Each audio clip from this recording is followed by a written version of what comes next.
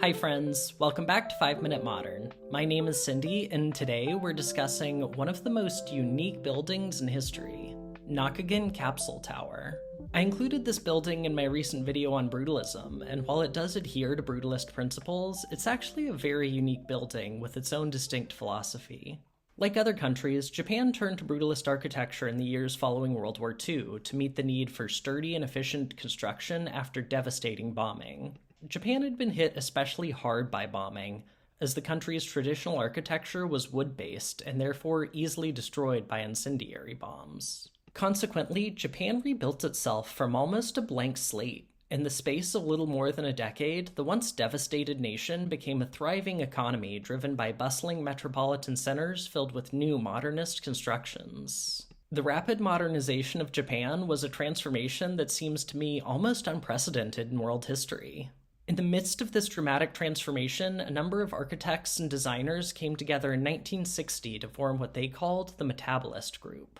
The group took their name from the metabolism, in which raw energy, like food, is converted into a usable form. Led by visionary architect Kisho Kurokawa, the metabolists believed that they could drive Japan's continued modernization by creating structures where outdated components could be replaced while allowing the larger structure to continue to function unimpeded. The idea that individual components could be replaced and that each individual component ought to function separately from the whole was rooted in another concern for Kurokawa and his group.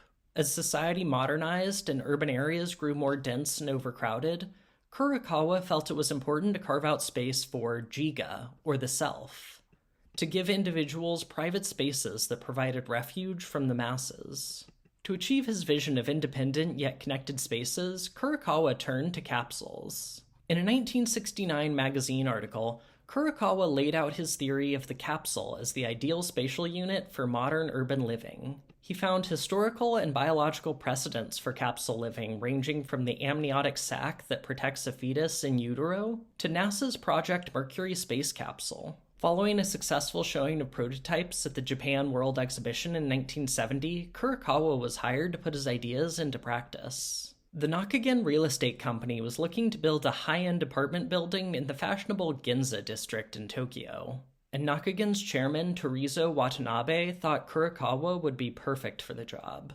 The idea was to create a sort of pied-à-terre, an urban escape for businessmen who commuted in from the suburbs and needed a place near the city's center to stay overnight during the work week, or just a quiet spot where they could get away to be by themselves. Of course, there was an unspoken promise of sexual freedom in this marketing strategy as well, offering businessmen a retreat in Tokyo's entertainment district, far from the demands of their wives and children. Kurokawa worked with his colleague Nobuo Abe on the capsule design. Abe was a lifelong sailing enthusiast, and he modeled the capsule interiors on the spatial efficiency of a sailing cabin, with any furniture built into the walls. Likewise, the round windows in each capsule mimic those of a ship. For his part, Kurokawa conceived of a design made of 2 central towers, with each capsule added individually. This plan fit in with Kurokawa's metabolist ideals, with each capsule designed to need replacement every few decades while the central towers remained intact. The self-containment of the capsules also meant that they could be prefabricated off-site and added to the construction once complete, greatly saving on construction time.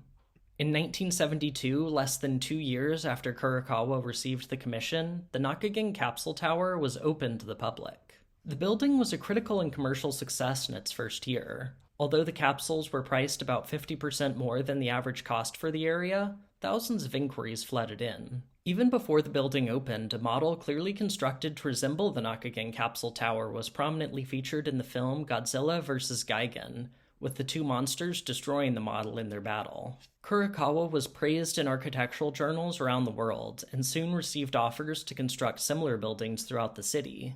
However, these plans were abruptly halted by the oil crisis of 1973, which increased construction costs and shifted consumer tastes away from maintaining a second home. Though the tower itself maintained full occupancy and the capsules even increased in value during Japan's economic boom in the 1980s, newer and taller buildings began to both literally and figuratively overshadow Nakagin. By the 1990s, the capsules were already aging and in need of replacements and updates to make the building more attractive to new buyers. However, replacing the capsules proved to be more complicated than Kurokawa had envisioned. In order to replace one capsule, all the capsules above it also had to be removed. Moreover, some residents refused to allow their capsules to be refurbished so as to preserve the historic building.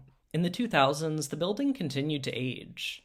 By that point, nearly half of the capsules were uninhabitable due to leaks and other maintenance issues. In 2012, the building's air conditioning unit stopped permanently, greatly accelerating its decline.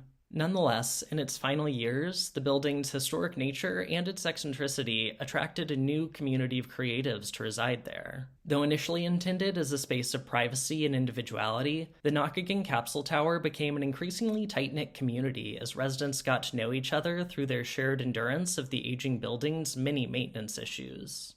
Nonetheless, by 2021, the building had become unsafe in the event of an earthquake, and there was no viable option to preserve it any longer. The following year, the capsules were dismantled, and only 23 were able to be preserved. The museums of modern art in New York and San Francisco each added one of these surviving capsules to their collections. It would be easy to consider the Nakagin Capsule Tower a lengthy and ultimately failed experiment. But on the contrary, I think the building speaks to us now more than ever. Nakagin may have been envisioned as a second home, but as housing costs and urban populations both increase, more people are considering smaller and more flexible housing options. Capsule hotels, tiny houses, and van life are but a few examples. Even if the tower failed to live up to the metabolist ideal of easy replacement and refurbishment, perhaps the ideas of living smaller and more sustainably, maintaining space for oneself while still integrating with others, will continue to grow and metabolize into something new.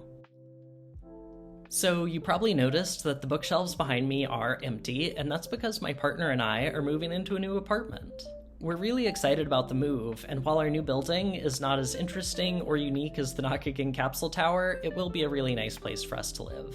And the move has been really inspirational for me to think more about architecture and the spaces that we live in. So I hope you enjoyed this video as well, and I hope you learned something new. Please remember to like and subscribe, and I'll see you in the next one. Bye.